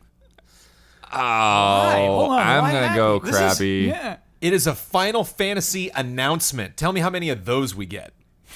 Wait. Yes. Tell me how many All the new Final time. Fantasy games that get announced on a regular basis. I mean, if we're counting the scope of everything, I feel like a lot. Oh, we're not counting Constantly. Dissidia. We're not counting. Yes, we are. Oh, okay. All Yeah, right. I mean, if we're talking about things that are brand in Final Fantasy, I feel like they happen with great regularity. Yeah, it's hard so for to me me, to- Go ahead. I think that'd be fascinating. there is a dream scenario of what a Final Fantasy 8-2 could look like. There is also Final Fantasy 4: The After Years. Right. And I think that's more what we would get if we got Final Fantasy 8-2. Yeah. I really like some of the designs in 8. Yeah. I like how the summons look. Yep. It's just, oh, man. But you're right, Blood. There's no way it's going to be right? Yeah. But then you think to yourself, what if it is? I mean, this is so... Yeah, we're just playing crap. You're happy. Yeah, right. Why not be positive? Right. Okay. You sold me, Ben. The Gunblade returns. All right, happy. Yeah. Happy. Here's a softball. The Sims Facebook edition uses your name, info, work status, etc., and friends' names to put in the game. Crappy. Crappy. I would say crappy, but doesn't that exist? Like, you're telling me they haven't done that? I mean, crappy, yeah. Yeah, definitely, that's crappy. Yeah. Here we go. Nintendo 64 Mini. Wait. $89. Wait. But without games. Games via microtransactions. $8.99 a game. No. No. Crappy. Yeah. That's like intentionally making a happy thing crappy. Yeah. I kind of, but Wait. to me, N64 Mini seems impractical. I don't know how it's gonna work. Me too. But if you're gonna upfront $90, you better have 10 games at least. Yeah, it's gotta have some games on it. Right, You're this doesn't make any sense. Like, Yeah. I have an N64. What is the convenience of me having this thing? HDMI cable, save states. Yeah. Save states on N64, you're losing it But because if you can you- totally save most of those games too. Yeah, I don't think there's enough value there that it would work. Yeah. Yeah. No, crappy. Okay, Jones, you crappy on that one? Yeah, crappy. Okay, fine. That's a fun game. I feel like this is something we consistently have to explain. If somebody's hopping in and doesn't know what's going on, I feel like it's worth explaining. Okay. Hello, allies. I've been following you all since the Game Trailers days, watched every podcast, lots of streams, and after all these years, I just have to ask, what's the deal with the Lightning poster? It must be important since you all hugged it on your last day at Game Trailers, and it's featured prominently in your new space. To listeners, we have a big standee of Lightning behind us for the entire podcast, every podcast. I haven't heard anyone rave about Final Fantasy 13, really. So is it just an inside joke that I'm not aware of? Probably a dumb question, but it is a sincere one. Love and respect, Sean. I feel this never gets the same answer twice. Yeah. I'll just say that I've never understood it. And Yeah! I still don't understand it. All right, let's get through this then. Like, This is great, yes. but there was, like when we had those days where we were packing up from Viacom, it was like we could take pretty much whatever we want. Like, I think, didn't Dawn end up getting the Lara Croft statue? Yes. Whoa, there was also the Fallout guy. The Fallout guy is hilarious because what happened with the Fallout guy, so this was a huge, Battle armor, yeah. 7-foot Brotherhood of Steel statue that they sent to us when Fallout 3 came out. And they brought it up the elevator, which was a freight elevator. But in the time since that happened, they had remodeled the building and installed a new elevator. So we literally could not take the statue out of the building. He's stuck on that floor. It did not break a window, disassemble yeah. in any real way. It was stuck there. And I think many months after we left, I heard that they the only way to get it out was to cut it in half with some kind of crazy saw. Awesome. That's awesome. Yeah, because MTV left that. Viacom left that. They're building. not in there. Yeah. That's so funny. There was also a big group of arcade cabinets. I think we ended up getting Don one of those as nice. well, because eventually they decided to again, once Game Trailers was out of there, why do we need these arcade cabinets? Yeah. And so we were basically in touch, okay, as soon as they get rid of them, Don wants one. So it was just so Lightning was one of the few things that actually was sort of like that we could take with us. And I guess was it in somebody's cubicle at that time? It was Damiani and Patrick Morales, I think, So it was Damiani's- shared that square, and Yeah. I think Lightning hung out in there a lot. But See, okay. I don't know exactly why that was somebody said we really had to have it at that point. I think it was Damiani, because I said, do not bring it. I Really? looked at Oh. Lightning, and I said, don't Do not bring bring it. Man, I Yes. feel like Yeah, the sorry. conversation between myself, Michael Huber, and Michael Damiani, and Yeah. I'm trying to think if there was anybody else, but I think it was, and Elise, I think, to some extent, that Lightning and kind of Final Fantasy 13 as a whole became very funny to us, not necessarily because of the quality of the game, Yeah. but because of how Square Enix presented it. Yes. Go look at how they were promoting Final Fantasy 13 beforehand. They were basically treating it like the second coming, and it was kind of hilarious. Yes. It was something when you take a step back, and I remember Damiani talking about previews that he went to and how lavish they were.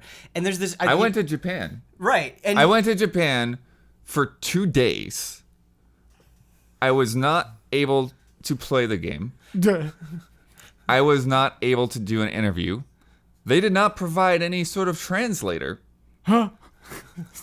All So we you were just listening to Japanese all we were all able to along? do was attend a presentation and film a musical performance, and then cut that musical performance down to a couple of minutes, and I could write a blog post. Oh, no. Square Enix paid for that. Sure. I mean, you got to go to Japan. Yeah, it was a kind great of- trip. Yeah. the whole presentation of Final Fantasy 13, it kind of felt like just this hubris that was so much fun to poke fun at, because they didn't realize how ridiculous it was. Yes. And it's still funny to me. It's And still like, funny, yeah. We can't let this go. Lightning kind of became a symbol of that. Yeah, It kind of became an insult. maybe. But the funny thing to me is, I didn't have the reverence for Lightning, for the goddess or whatever that people have now. That not did not real exist. reverence. Yeah. But I'm saying is though none of that stuff existed when we picked that standee to go in the truck from Viacom to Defy. right. It was just a thing that had been sitting there in their cubicle that nobody cared about. So Wait a yeah- minute. No, but I remember that doesn't track with me, because I feel like we fought to bring Lightning. We really. I know demanded people that it did, but I Right. that attachment did not really exist before that moment that people fought to bring it. Right. But then, through that, I think Lightning is a symbol of survival. Yes. I also think Yes, yes. Kyle. I also For think us. yes. Yes.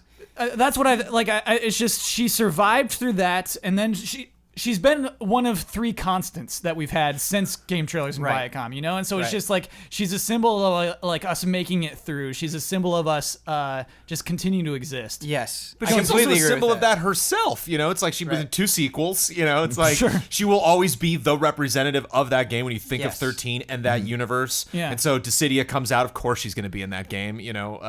there's any kind of crossover stuff, in the Final Fantasy universe, she represents 13, and 13 has had a much bigger life than it ever deserved to have, and so I feel a strange kinship with her, and I get that. And I think that's the arc. It started as a joke and it started as mockery, and now it is a symbol for us. Yes. And in a strange way, not necessarily in a strange way, but we worked with Elise, and I think Elise is wonderful. Elise won the Kind of Funny Best Friends tournament. Elise is better than Oreos, confirmed. Yep, take that, DiGiorno. Elise Willems, look out.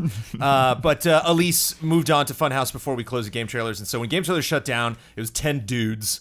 And so it was nice to have this reverence for this, a woman looking out for us, just kind of this mother character, kind of like, because he said you hugged her. What was that about? I remember a friend of mine jokingly referenced Macho Man Randy Savage in his wedding. And then when Randy Savage died, his dad called him and said, Randy Savage died. I just want to talk to you about it. And he said, oh, Dad, it's weird that you're calling me. He's like, well, you mentioned him in your wedding. And he was like, good point.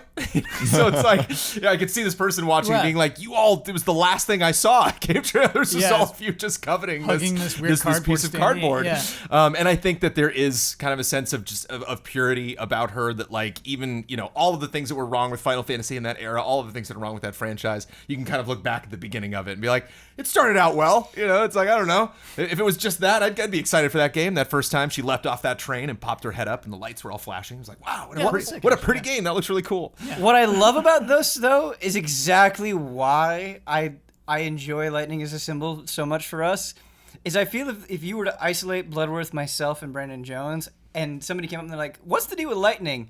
We'd all have slightly different takes on it. You'd have 9 different takes. Yeah, yes, and absolutely. that's why I think it's such an effective symbol, is because we're kind of all bringing our own stuff into it. Yeah. And, giving a sentience or more of a meaning to an inanimate object, I'm all about that. I mean, I also think it's hilarious. Rufus is having his own distinct personality, and it's great. We as humans just fall for that. Yes.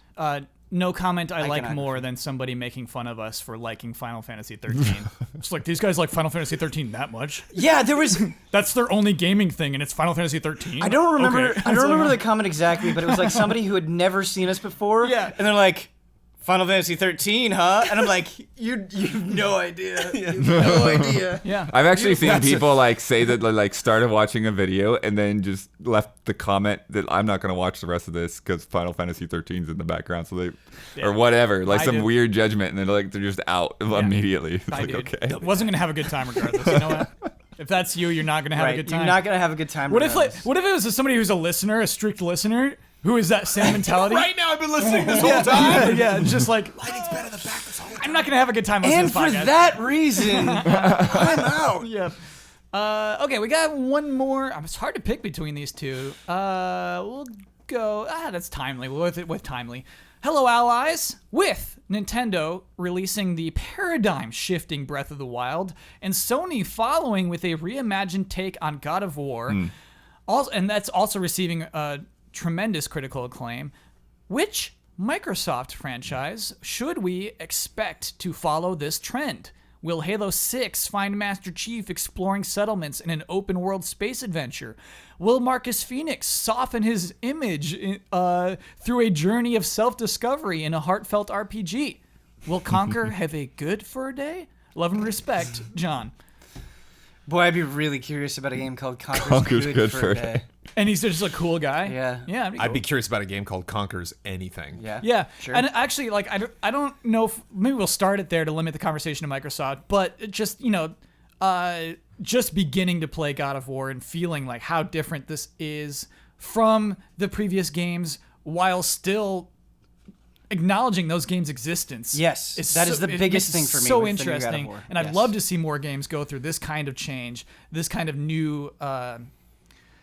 It's not a reboot. It's a maturing. I don't know what I would call it. Just this kind of sequel, I guess. Yeah.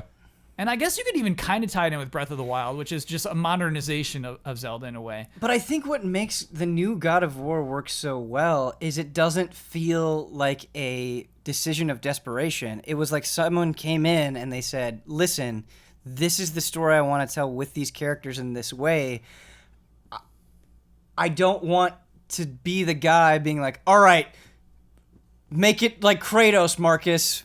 Like that's no fun. That's not a decision based on passion or any sort of cohesive vision. That is chasing something else that worked from a rival company, and I don't think that is not going to work. 100% that is not going to work. And so I don't know if I would want to see. I don't want to have the conversation of what is Microsoft's God of War going to be. Sure. I want it to be what is their new thing that I don't know what I want going to be. I don't even think it needs to be a single player game. I just, I guess we can have a conversation. Even like, it's a mean one, but I think a regular old God of War game wouldn't have flown. I don't think it would have worked. Absolutely. And so maybe the conversation is what kind of franchises just won't work today? What franchise do you put out a genuine sequel that's exactly like the old ones and it just won't succeed? I like the one that's coming to my mind is Sly Cooper 4, which was an excellent sequel to Sly Cooper games and just didn't fly off the shelves. It was just like, hey, this isn't the kind of games that works right now. Right. I don't know that I would agree with it. A God of War that they had made, like, it wouldn't succeed on the same level, but I think it would have succeeded remarkably well if they had just made it like past God of War games. Remarkably well? Yeah. You mean better than this game?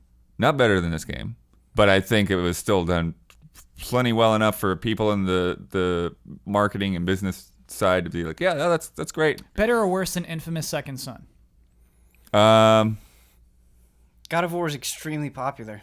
I'm agreeing with Blood. I think it would have done better. I don't know. I really just like, I think people would notice that. I think would have a harder time getting attention. I think there is a tremendous amount of value just saying this is the first God of War game on PS4. Yeah. Like that in and of itself for maybe the one after that. Yeah. Then I think we can have this conversation. But with the first one on PS4, I think there's a ton of interest there. Sure. Even if it's very similar. It's just, I watched the end of Huber's playthrough of God of War 3. The ending is just dumb. Like, it's just dumb. It's just stupid. It's just a stupid ending. And I just like, I'm not going to like criticize any writers or anything, because I think when you're in that zone where you just have to end a trilogy, you just have to end a franchise, like you just have to write stupid things sometimes. But like, it was a dumb series. Yes. It was just kind of dumb. For sure. Like, there's really good stuff. There's really good moments. There's some good voice acting. But I just don't think like that type of dumb game could be a huge first-party exclusive today. And I wonder. But I think when you talk about the kind of crazy scale and stuff that God of War has done, like, I just think kind of like no matter what, like even if it was just a dumb thing where all you're doing is, you know, ripping limbs off of people and I think it was still worked. If there's well like enough. a push the right button sex mini game that still flies today. That probably wouldn't have flown, but I mean, I would have never said it would have flown to begin with, so I don't know. But it did. It was exciting and new when it was new. Like God of War, it's like, oh, there's like a little sex thing in here. Like, let's do like that was. It was a novel idea that was actually kind of funny and neat. But I mean, I think to my comparison, like I think that like you know, the closest thing I would say would be like Gears of War 4. To me, it's like that game is still basically just being Gears of War. Right. Yeah. And I think that game is done quite well. Right. That's exactly where I'm done quite well. Oh yeah. Yeah, I mean, it's done well. It's maybe we're not. I think we just have to be a little bit better at defining what exactly we want to accomplish. We're here. talking Breath of the Wild. We're talking God of War. Those are the two examples we started. I would very much like to talk about Gears. Okay, all right, Jones. Gears, I think, was my most controversial score since we started Easy Allies. I got a lot of flack. I think I gave it a 3.5 stars when we used the star system. Mm-hmm. And I remember I got a really interesting look from you, Ben. You were like, "Oh." You're like, I had fun. You know, like you're like, I'm not going to stand here and tell you your score is wrong because we both had different experiences from that. And I think you approached that and you were like, I had a lot of fun with the game. And so I'm going to give the game credit for me having a lot of fun with it.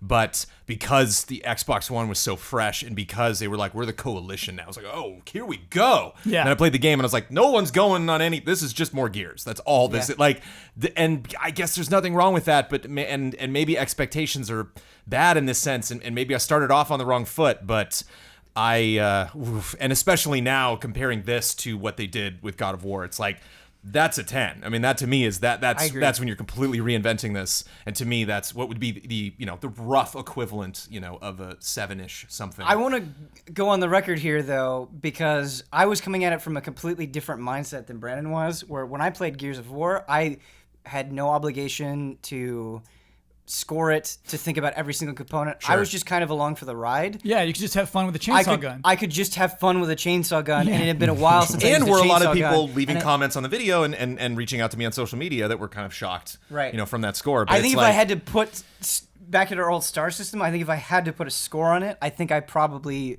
would have given it a 3.5 as well. I mean, it's hard to say; it's just a hypothetical situation, but yeah, and that's I and Huber has talked about this as well. He specifically talked about it with Ratchet and Clank, and what you want out of a game changes, I think, depending on the type of mindset that you go into it with. And as somebody who was just looking to play through something on the weekend, Gears of War fit that perfectly. And so Sure. when Jones was like, "Oh, I didn't like this," I'm like, "Well, I had a good weekend with it." Gears of War is funny because if we talk about the story, like I think they did try a refresh. Marcus Phoenix isn't the main character; he's old now. And so it's just you have this. still in it. Like I was disappointed when I found out into the story. I was like, no, just get out of here. Like let they me featured let's him move in on the to something trailers, else. don't- yeah, It's yeah. like either have him in or don't have him in, but don't kind of do this weird wishy-washy both. Yeah.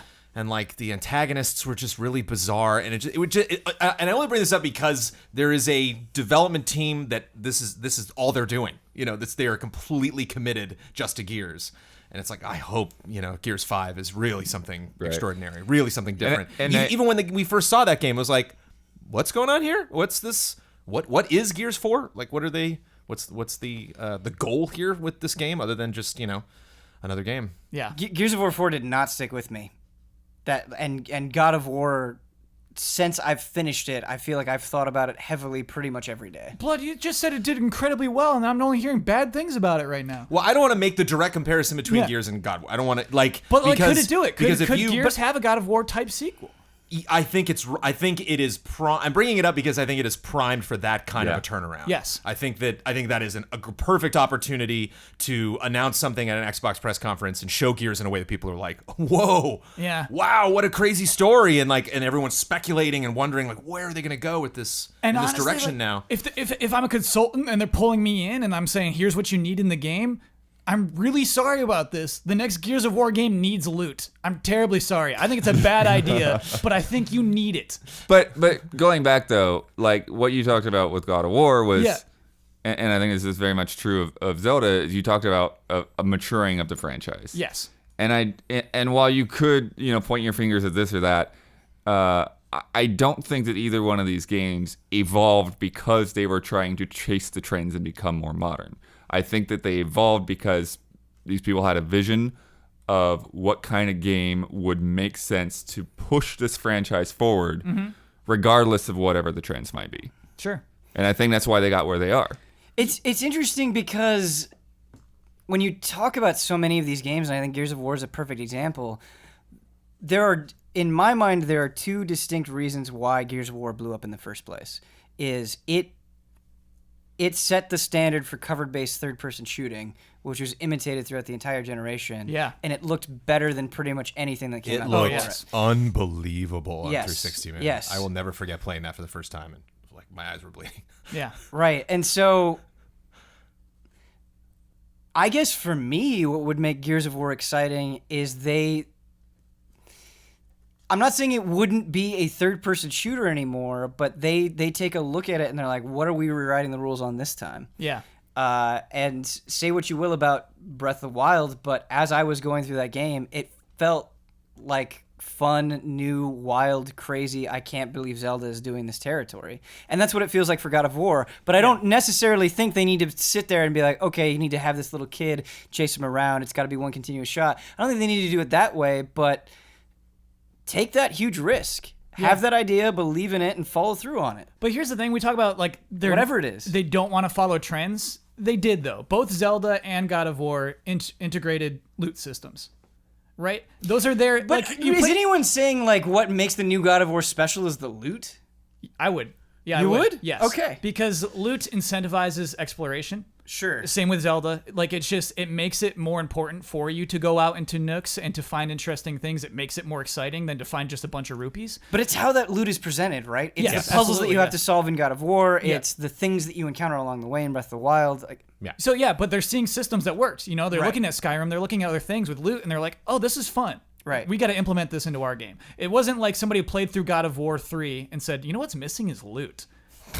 It was watching a trend, Blood. It's watching a thing that works in other games and said we should implement that into our game. To me, it was the ragtag nature of Gears 4. It was just like, follow these 5 wacky people as they try to survive. And it's like, why are there 5 people? Why? What? Why would all of the crazy things going on in this world do I care about these 5 people who should be dead right now? Like, who should not have survived this crazy adventure? And it's like, People if, love a if ragtag we're going to be team, man. scaling this up to a new console, Yeah. having the, like, it's you and me, brother, and it's just us in this hallway, it's like, I think we've done that. You know, I would like to see a war. I would like to see something on a massive, crazy, jaw-dropping scale. Gotcha. That's a of good idea. Playing multiple characters, of going to multiple areas, Yeah. possibly choosing which front you want to be at specific points, taking more of a general role of this big conflict instead of like, no, can't call for backup, gotta be us. It's like, that makes no sense to me. You should call for backup. Just stop it. Like, you know, like, what are you doing? Why is it just the 4 of you? Like, what, you know, the whole time? Like, Isn't the conceit like there's not a lot of people left in Gears of no, War? there's people all over the place. Oh, okay. All right. There's like a general that keeps showing up throughout that game being like, hey, we want to, and they're like, quiet. And it's like, listen. It was just weird. It was just, yeah. Lots of ideas, but nothing really. Not a clear. I mean, it's not a vision. I think that's the Yeah. biggest thing. Yeah. Is that it was Right. the sequel to Gears of War 3, whereas Zelda and God of War are not really the sequels. They're just kind of like a whole new bag. Yeah. There's still sequels though. Definitely. Yeah. Yeah, again, like if you think about Conquer, I don't think you can release exactly the N64 game today, and I don't think it gets a good reception. But that's the thing that's kind of cool about Conquer, right? Where I think it was extremely key when Brandon said you could say anything with Conquer and I'm interested, right? Like, No, because they had that like Right. alternate augmented Right. reality thing. And that's true, and that Yeah. immediately jumped into my head Yeah. as soon as I was saying that. Yeah. But I think the general point is still true, is there's a lot of room for creativity with that name. Like there are Yeah. a lot of different things that you could do, a lot of different directions to go, and I think you would have our attention. Yeah. It would Time generate for a funny game. Right. I want a funny game. Right. There's not many. Yeah, like but hard. that's all you Really really. hard. That's all you really need. Yes. Is like you need Conquer, and you need to be funny. Yeah. Nah, it needs loot. No, It it, needs does loot. not. It does. That Conquer game needs loot. Why? It needs armor you can upgrade. It does. No. Yes. Then make fun of a loot system. You know. Oh, Then- yeah. I There you go. honestly Yes, like. dude, then take flip that I that up, see your you point know? about For all the loot context making God of War builds War. around the places you're going, add the most ridiculous context. Yeah, I like that actually. I mean, I see your point about loot making God of War like more enticing to explore, but I don't think anyone's gonna walk away from that game like, oh, that game had great loot. Like, Right. I think it's a subtle influence. I think Yes. it makes you want to play the game more. Yeah. I mean, we can move on from other games too. Like, I think the Splinter Cell game will be very different from other Splinter Cell games. That's announced at E3. I think that sounds so exciting. Yeah. The time feels right for this, whatever this Splinter Cell is going to be. Right. is Yeah. this a rumor? I don't remember them announcing it. They've not. Sorry, that is a rumor. Oh, okay. Sam Fisher showed up in Wildlands. Like, we're pretty sure that's happening. We're primed. Oh, to me that seems like it's just like a fun little Easter egg, but okay. No, it's happening. It's For happening. some reason, it feels like something a little more. Yeah. It feels like, yeah. Jones and I believe. I don't. For some reason, I do. believe. I don't. Yeah. Oh, I want a Splinter Spider Cell to come sense is back, tingling but all yeah, the way. it's been a weird ride for that franchise. Yeah. All right. Well, yeah, we can move on. It's just that's so interesting. Like, I think there's a lot of Sony franchises you could put out a direct sequel to that just wouldn't fly. This won't work. You got to modernize. There's just like so many like gameplay things that are good that people are interested in that review well that people enjoy that just you gotta catch on. So yeah, cool. It is now time for bets.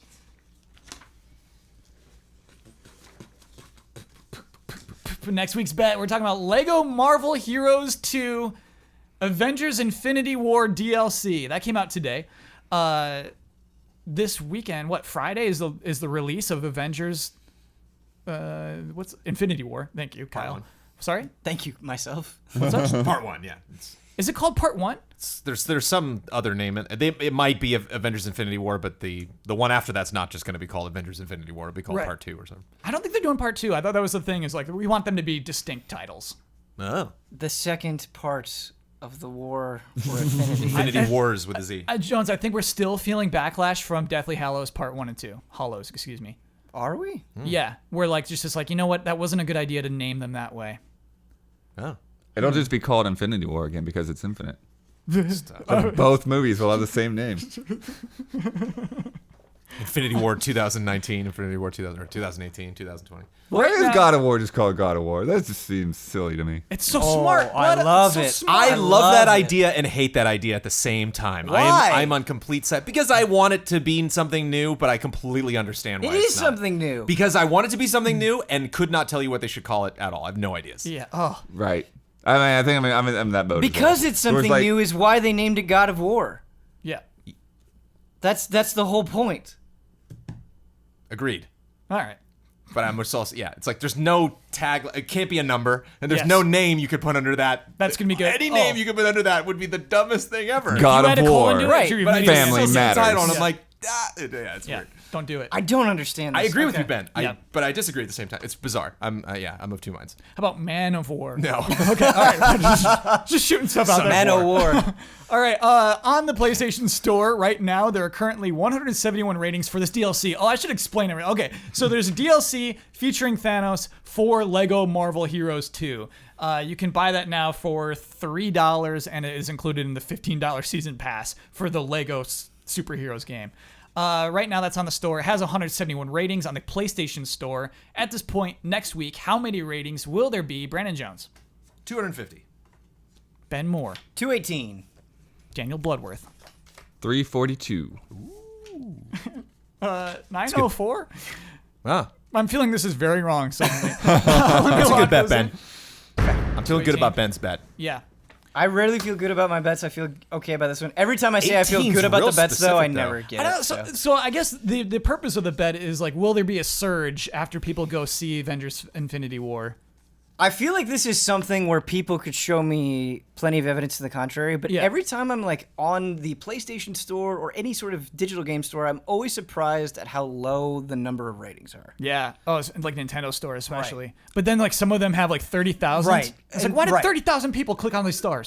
So it's a hard thing to predict, Yeah. which is why it's a good thing for a bet. When I was doing my PlayStation Store surfing, I did see a deal for both Marvel superheroes games in some package, and I Oh. don't remember the tag, but I know it was under $60, and that's The problem is Go get it that. if people got the season pass, it's not included. It's just like the only people who are rating this are the people who are buying it, Got it. on its own. Yeah, it is actually a weird thing to think about because, like, yeah, if you just buy this big bundle, you're probably not going to go through and rate this individual DLC.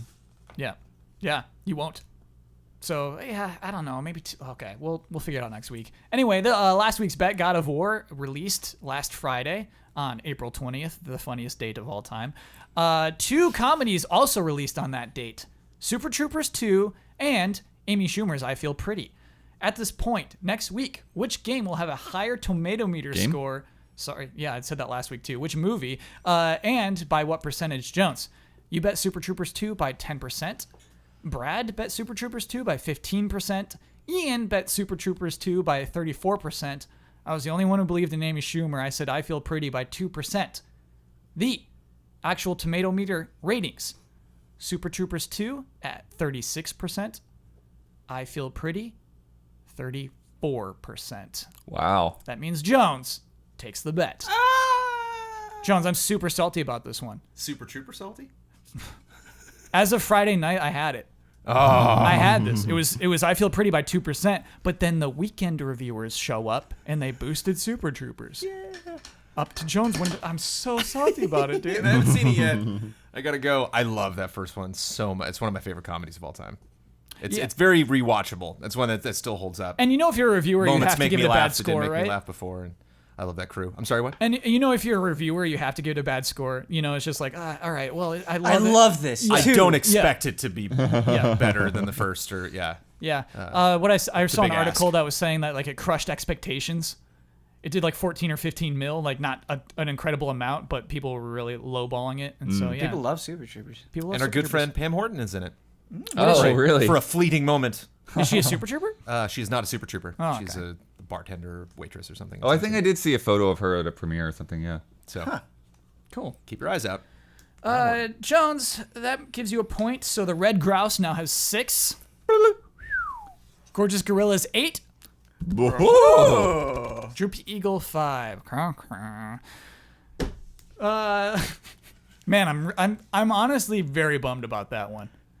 Cause I had it, I knew it was gonna be. Oh, did you think they would be in the 30s? By the way, when you made those bets? Not when we made the bets, but when we talked about it after the fact, it was like, yeah, that because Ian was defending his giant 30% bet, saying that like Schumer would be in the teens and Super Trooper would be somewhere around the 40s. And we were like, yeah, that sounds about right. I thought they would both be lower. I thought that when I said it's Schumer by 2%, I thought it'd be like 15 to 17. So they both exceeded my expectations, shattered my expectations. Let me tell you a little bit about patreon.com/easyallies. That is how these people you're hearing exist and do what we do, is through this Patreon website. So basically what happens is we're crowdfunded monthly. And we don't just do this podcast. We do reviews. We do streaming. We do other podcasts. we play Dungeons and Dragons. We do lots of things. And so it's hard to explain it all without you just going to easyallies.com and checking it out. It's all there. You don't have to watch every single video we make, but you can see the breadth of what we do. And it's all just because we love talking about video games. And so patreon.com/easyallies is where you can go to see how we can support you back, basically. No matter which tier you're in, we'll give you something in return. We just adjusted our tiers. We made them very simple now. $1 tier is the exclusive shows tier. You get Cup of Jones for that $1 tier. Why did you give me that look, man? I got confused. I thought, never mind. Okay, so Cup of Jones is a weekly show that you can only see if you're a $1 patron of the Easy Allies, and upcoming shows as well. We had an opening segment called And For That Reason that is becoming its own 6-episode series, and that'll be that $1 tier. And then the $5 tier is the UC shows early tier. So normally it would just, this podcast, you would get 2 days early, but now it's almost every show that we produce, you will get early if you are a $5 patron of Easy Allies. Did I nail it, Blood? Did I get all that right? Okay. I was afraid that you would throw in something that would be like one of the things that isn't early, but you made it nice. I just said almost all. Yeah. So that's the safe way to go. It's a good way to go. Jones, you were the only one who took on our objective this week as well. Oh, yeah. Yeah. Your objective was to appeal to the millennial audience for a change. Did you do it, man? I mean, like you said that line, and I was like, no. I think the Battle Royale talk was my me at my best when it came to the objective. You really chimed in there? Yeah, and I just like you brought some fire. I think millennials like fire. Gears is a very millennial franchise. It isn't. Well, I guess it is. But like another thing that I think is common among millennials is just like sincerity. I think millennials like sincerity. I think millennials like cats. And so yeah, Jones, I'm going to say that you appealed to millennials this week. You passed the objective. And your reward is a cameo appearance by Joel McHale. Oh. Yeah. In my life? In your life. Oh. Well, He's enjoy going to it. sneak up on me? Yeah, well, not sneak up. I mean, he'll probably, his people will call your people. Oh, good. Okay. Yeah. Okay. But yeah, you get that cameo appearance. Sophie. Make it count. That's awesome. Jones, you also won the bet. So you get the right and responsibility to share your Twitter. Tonight. I'm having a good podcast. You can just share your Twitter handle with the world. You get to promote any Easy Allies video you would like to promote. You get the final word on anything you've disagreed with, want to reiterate, or just thought of in this moment. And you get to sign off with your trademark sign off. Take it away, Jones. You can follow me at Trailer Jones. I would like to recommend a video that I do not believe will be live because Easy Update Saturdays, right? Saturdays yeah, or Sundays? Yeah. The next episode of Easy Update, Kyle Bossman and I play a tabletop RPG game called Mirror, where the two of us play each other. In a fantasy Fantasy world. Yes. And I play a magician named Kyle Bossman. Kyle Bossman plays a archer named Brandon Jones. Yep. And we go on an adventure together. And I was very pointed. You had to figure out 4 positive things and 2 negative things, and then use those as your abilities. I did very pointed, very transparent positives and negatives about Kyle. And Kyle did it the way I should have done it, which was very playful and funny about it. Yeah, like an interview. And was when you talk about your weaknesses in an interview. You had much better spirits about that. I think when you first announced those, I was like, oh, I might have done this wrong. So Yeah. might have been a little more brutal on Kyle, but man, I crave insults, so it's fine. we had that was a lot of fun. I Yeah. really enjoyed that, and I'm excited to I got to feel myself during that, so I was very excited. But yeah, you can check that out. The next episode of Easy Update. Got to give a shout out to anybody who's a fan of Gears of War. I don't want people to to feel guilty about enjoying Gears of War 4. That was just I say that because I'm so fresh with excitement from not only Zelda and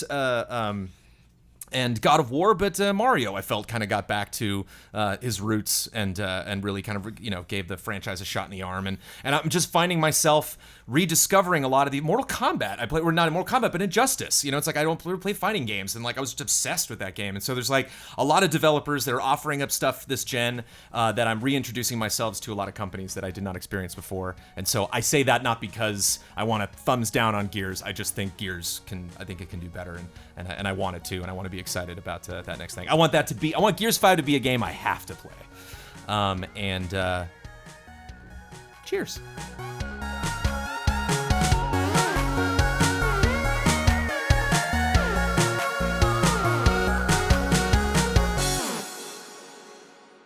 Injustice has loot. You gotta have loot.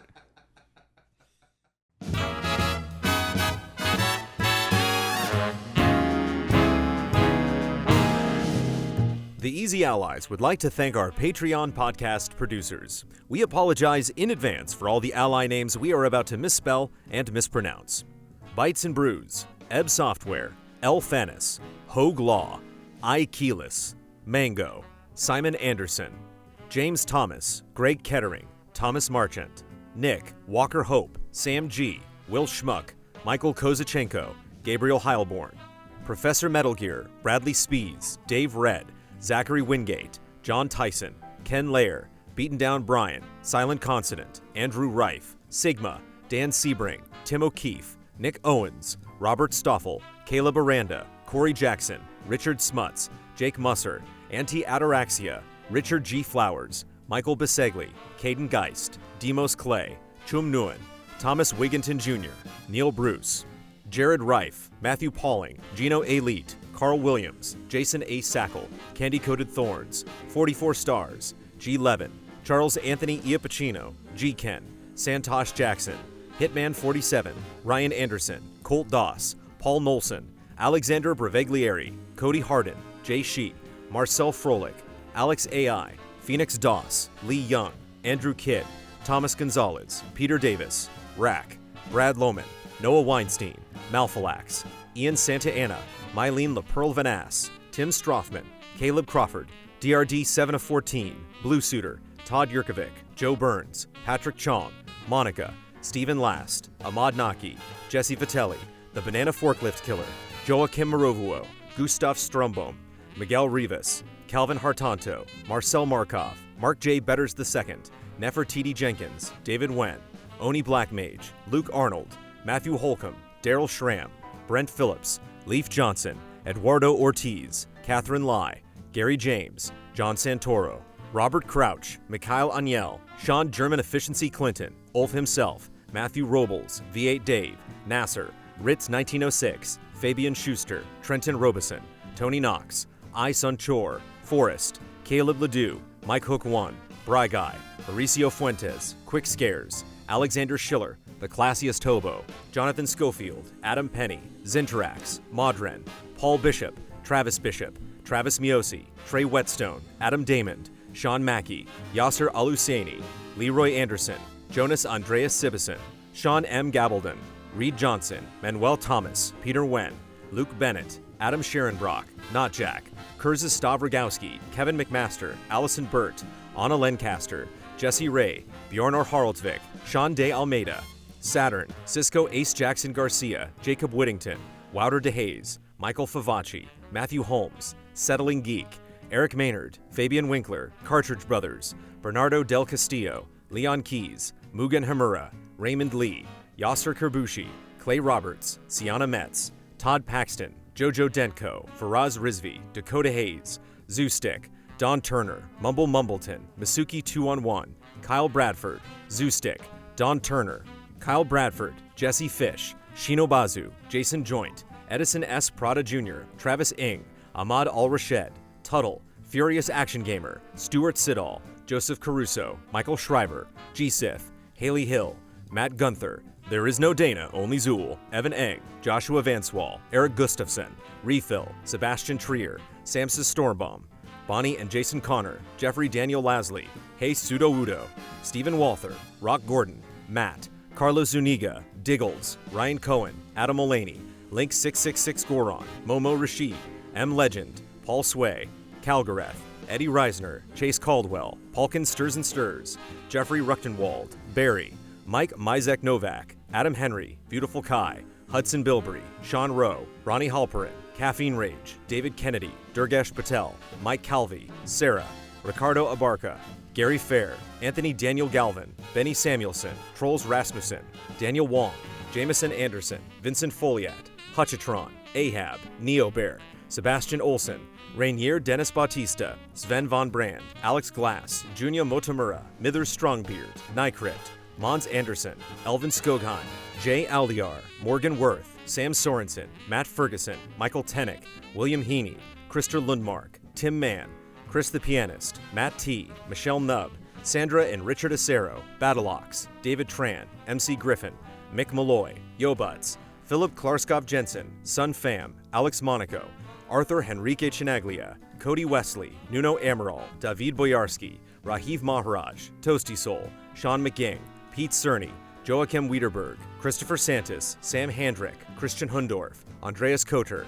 Egg Stravaganza, Gally Gutierrez, Addison Muir, The Fatty Show, Jason Shields, Rickster EXE, Lars Berger, Lorenzo, Remy Loisel, Jordan Kirk, Pete Shoemaker, Sergio Ruben Hernandez Gallegos, Repus Edud, Irvin De La Torre, Cyberboa, Christoph Fatui, Azazel Valkyrie, GW Fox, Chris Bennett, Liam Ahern, Helping Leon, Jean-Sebastian B., Crediar, Self-Confessed Cynic, Gargling George, V. Kira Ray, Tristan Howard, Jeremiah Snowden, Materia Addict, Oh Yes, Cool, Great, Robert I., Blaster Master, Alex Lavanier, Malcolm Moschette, Adam, Cal, Joel Olson, Robert Ori Einerson, Christopher Donnelly, Matt Karwoski, Jesper Lawson, Joel Short, Marco Hernandez, Magnus Rasmussen, Clinton Hayes, Seyun Kim, Struggler, Jose Gutierrez, Tense George, Dominic Brown, Bunny Chen, Joey and Kate, Wavering Radiant, Raymond Chow, Ian Anderson, Dan 16, C.S. Lewis, Oro Guccino,